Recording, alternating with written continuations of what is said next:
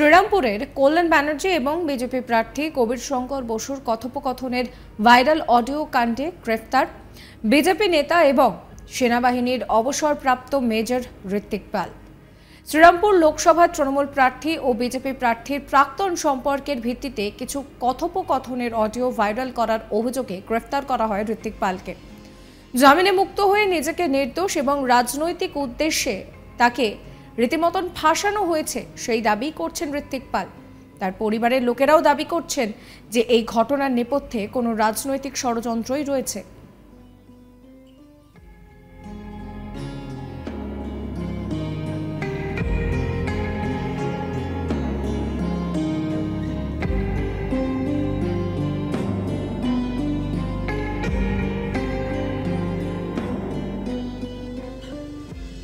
আপনাদের শোনাবো বাবা কি বলছেন।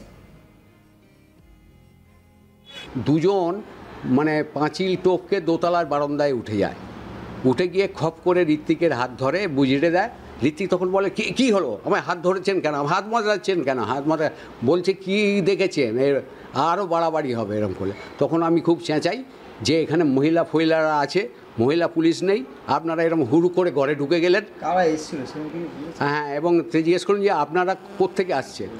বলল যে আমরা চুঁচুড়া থেকে আছি, সাইবার ক্রাইম ডিপার্টমেন্ট। আমি বললাম যে তাহলে কি অভিযোগ। বলল অভিযোগ জানে, আপনার ছেলে জানে। আমি বললাম যে না জানে, আমারও তো জানা উচিত কি ব্যাপারটা হয়েছিল। বলল যে কি সেটা ওখানে আমাকেও ঠিক ক্লিয়ারভাবে বলল না যে কি হয়েছে। তবে আমি এটুকু বুঝতে পারলাম, আমার ছেলে যেহেতু বিরোধী রাজনীতি করে, অর্থাৎ বিজেপি করে, এই কারণে ওকে বারবার এই সব বাধা বিঘ্নের সম্মুখীন হতে হবে। এর আগেও হতে হয়েছিল ওকে, এখনও হচ্ছে, ভবিষ্যতেও হবে। অভিযোগটা কে করেছে সেটা জানিস আপনি? অভিযোগটা কে করেছে বলতে পারছি না, সেটা আজকে যাব, গিয়ে দেখি যে অভিযোগটা কি, কোন কেসের ভিত্তিতে এটা হয়েছে। এটা আজকে আমি চুঁচুড়া যাচ্ছি, চুঁচুড়া থেকে আমি জানবো। এর আগেও কি ওকে পুলিশ অ্যারেস্ট? হ্যাঁ, এর আগেও একটা বাইক র্যালি ছিল ডানকুনিতে, সুকান্ত মজুমদারের নেতৃত্বে, সেখানেও পুলিশ বাইক র্যালিতে বাধা দেয়। তারপরে দুদিন পরে বাড়ি থেকে অ্যারেস্ট করে নিয়ে যাওয়া হয়। তার বিরুদ্ধে রাস্তা অবরোধ, তারপরে কি আসামি ছিনিয়ে নেওয়া, এইসব নানা, পুলিশকে নাকি মারা, এসব নানা, যার কোনোটাই হয়নি, কোনো ফুটেজ নেই, কোনো প্রমাণ নেই। কোন ঘটনার পরিপ্রেক্ষিতে গ্রেফতার করতে পারে বলে দাবি আপনার? না, আমার কোনো ঘটনাটা তো ওরা সাজাতেই পারে। গ্রেফতার করতে কাউকে পুলিশের ঘটনা দরকার হয় না, ওরা নিজেরাই ঘটনার সৃষ্টি করে অ্যারেস্ট করতে পারে। যারা দোতলার নিচেতলা থেকে লাফিয়ে দোতলার বারান্দা উঠে দরজার ভেতর দিয়ে ঢুকে যেতে পারে, তাদের কাছে কিছুই অসম্ভব বলে আমার মনে হয় না। এদিকে এই গোটা ঘটনাকে নিয়ে বিজেপিকে কটাক্ষ করতে ছাড়েননি শ্রীরামপুর লোকসভা কেন্দ্রের সিপিআইএম প্রার্থী দীপশিতা ধর। তিনি বলেন যে আমরা আগেই বলেছিলাম যে কেঁচো খুঁড়তে গিয়ে যাতে কোনো সাপ না বেরিয়ে যায়। এখন পুলিশ তদন্তে যেটা প্রমাণিত যে সেই ঘটনাটি বিজেপির লোকেরাই ঘটিয়েছিল। তাদের নিজের ঘরটাই ঠিক নয়, তাহলে তারা কি করে সাধারণ মানুষকে পরিষেবা দেবে? শুধু ভোটের আগে নিজেদের বাজার গরম করার জন্য নিজেদের লোকেদের থেকে অডিও পোস্ট করিয়ে সিপিআইএমকে বদনাম করার চেষ্টা হচ্ছে।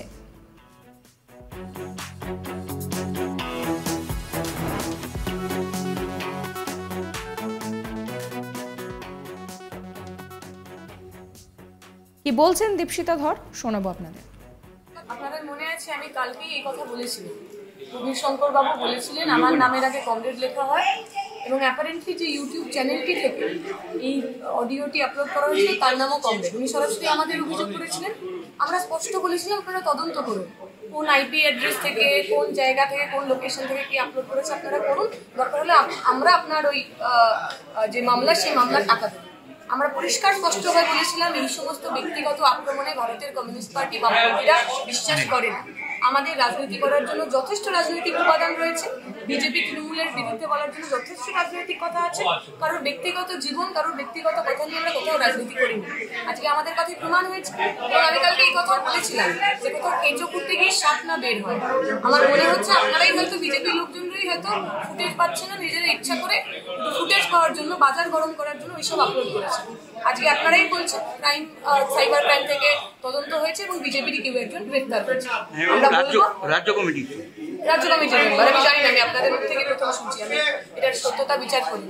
যে কথা আমরা আবার বলেছি, আমরা এর মধ্যে কোনোভাবে জড়িত ছিলাম না। আমরা বলেছিলাম এই চোখ থেকে সাপ বেরোবে, তাই বেরিয়েছে। যে বিজেপি নিজেরাই ইউনাইটেড নয়, তারা এই শ্রীরামপুরের মানুষের জন্য কোন বিকশিত শ্রীরামপুর, কোন ডেভেলপ শ্রীরামপুর বানাবে, সাধারণ মানুষ, শ্রীরামপুরের সাধারণ ভোটারের কাছে এই ঘটনাটা মানুষ দেখবেন, বুঝবেন এবং সেই মেজে আগামী হিসেবে ভোট দেবেন। দিদি, আপনি যেটা বলছেন ওটা সেটা নয়, মানে তার আগে আরেকটি ভাইরাল হয়েছিল যেটি কল্যাণ বন্দ্যোপাধ্যায়ের সঙ্গে কথোপকথন ছিল কবির শঙ্কর বসু। কিন্তু অ্যাপারেন্টলি সমস্ত অডিওগুলোই একই ইউটিউব চ্যানেল থেকে আপলোডেড হয়েছে। আমি জানি না এই এক সবকটা অডিও উনি আপলোড করেছেন কিনা, সেটা সাইবার ক্রাইমের, সাইবার ডিপার্টমেন্টের কাছে, সেটা আমাদের কাজ না। আমরা স্পষ্ট করে বলেছিলাম আমরা এর অংশ নই। আমরা স্পষ্ট করে বলেছিলাম ওনাদের লোকেরাই জড়িত রয়েছে। সেই দুটো কথাই প্রমাণ হয়েছে।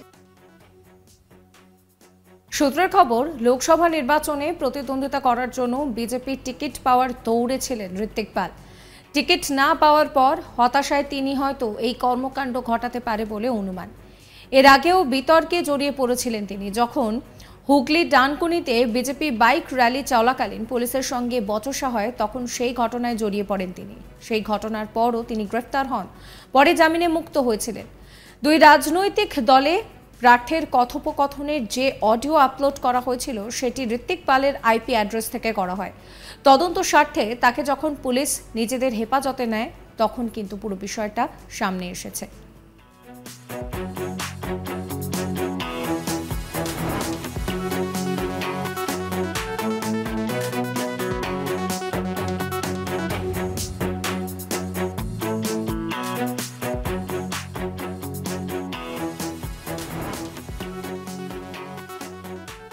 শ্রীরামপুরের কল্যাণ ব্যানার্জি এবং বিজেপি প্রার্থী কবির শঙ্কর বসুর কথোপকথনের ভাইরাল অডিও কাণ্ডে গ্রেফতার বিজেপি নেতা এবং সেনাবাহিনীর অবসরপ্রাপ্ত মেজর ঋত্বিক পাল।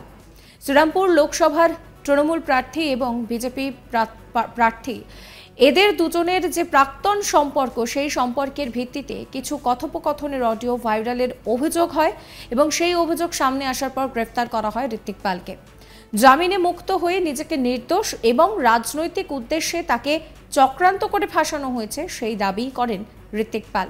শুধু ঋত্বিক পাল নয়, তার পরিবারের লোকজনও এই একই জিনিস বিশ্বাস করছেন যে তাদেরকে রাজনৈতিকভাবে তাদের ছেলেকে ফাঁসানো হয়েছে।